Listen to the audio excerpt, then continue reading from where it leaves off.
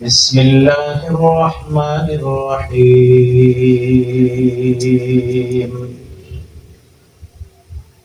الذين إن مكناهم في الأرض أقاموا الصلاة وآتوا الزكاة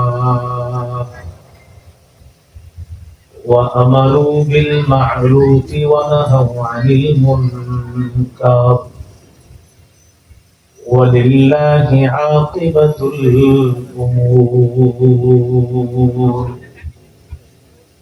وقال رسول الله صلى الله عليه وسلم: لا يضل رجل قلب مسلم. وفي رواية ثلاثون لا يضل عليها قلب رجل مسلم، أو كما قال عليه الصلاة والسلام. اللهم صل على محمد وعلى آل محمد كما صليت على إبراهيم وعلى آل إبراهيم إنك حميد مجيد. اللهم بارك على محمد وعلى آل محمد كما باركت على إبراهيم وعلى آل إبراهيم إنك حميد مجيد. اللهم إني أعوذ بك من شر لساني ومن شر سمعي ومن شر بصري ومن شر مني.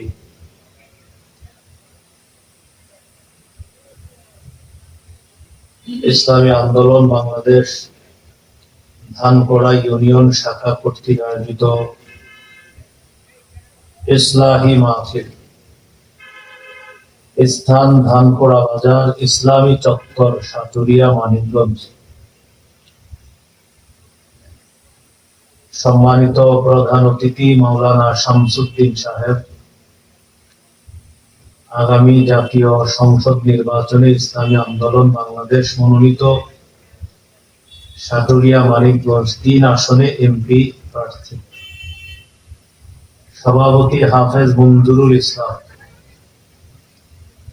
সভাপতি বাংলাদেশ মুজাহিদ committee Dhankora union শাখা, সঞ্চালনায় মুফতি ইব্রাহিম খলিলুল্লাহ,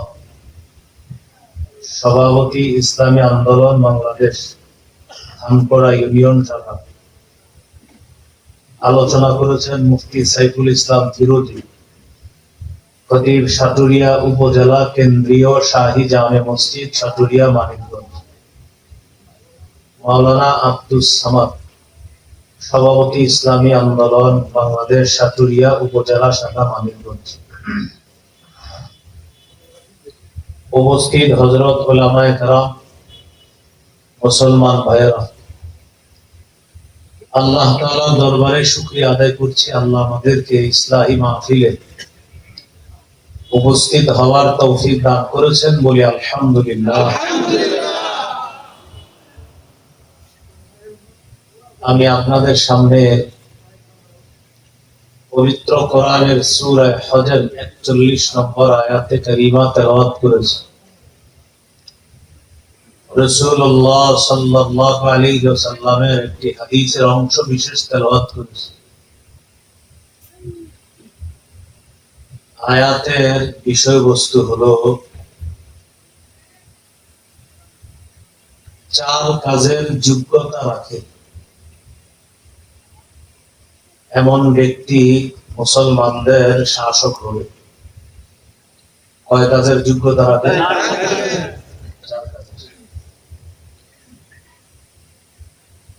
কোরআন এবং হাদিস ঘাটাঘাটি করলে আরেকটু বিষয় বুঝে আসে, সেটা হলো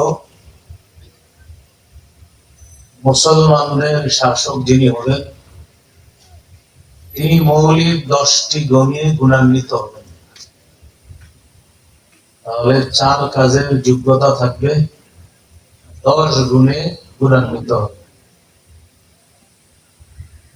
সূরা হজের 41 নম্বর আয়াতে আল্লাহ এটাই বললেন, আল্লাযীনা ইম্মাক্কান্নাহুম ফিল আরদ, আমি যাদেরকে দুনিয়ায় ক্ষমতা দান করি, পৃথিবীতে যাদেরকে আমি প্রতিনিধিত্ব দান করি, জমিনের শাসন ক্ষমতায় আমি আল্লাহ যাকে বসাই, তার মৌলিক কাজ হবে 4টা।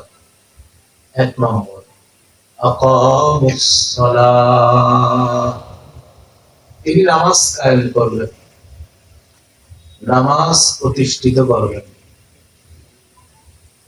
আদর্শ শাসক যিনি হবেন, আদর্শ মুসলিম শাসকের 1 নম্বর কাজ হবে সামাজিকভাবে, রাষ্ট্রীয়ভাবে নামাজের বিধান প্রতিষ্ঠিত করা।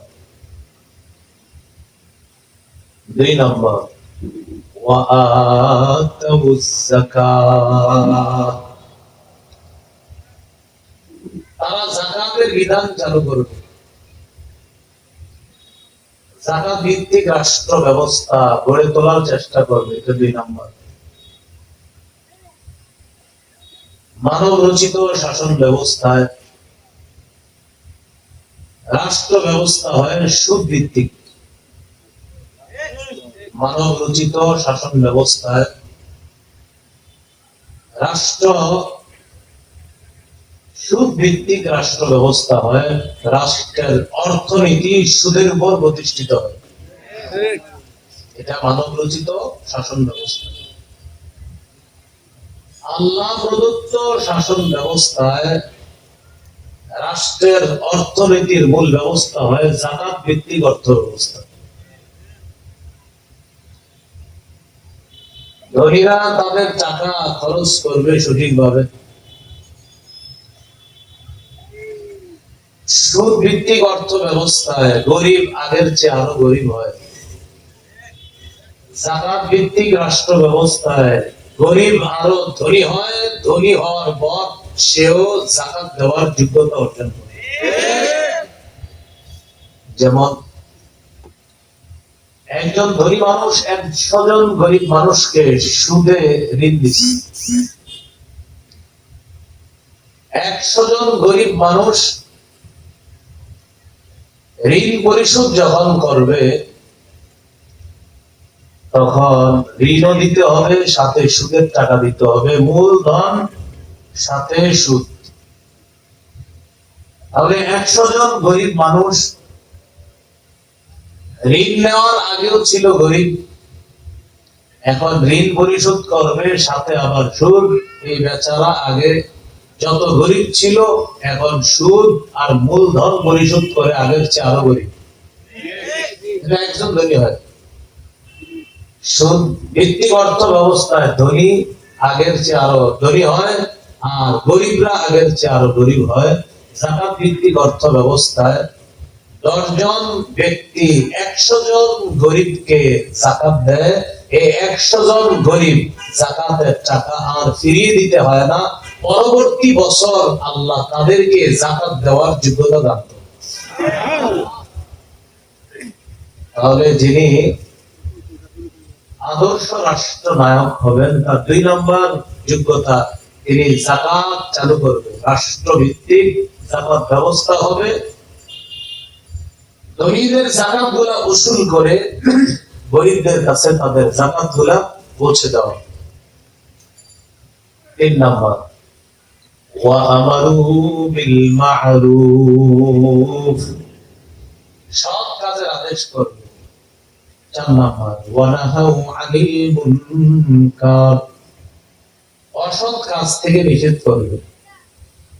তাহলে একজন আদর্শ রাষ্ট্রনায়কের মূল কাজ হবে 4টা।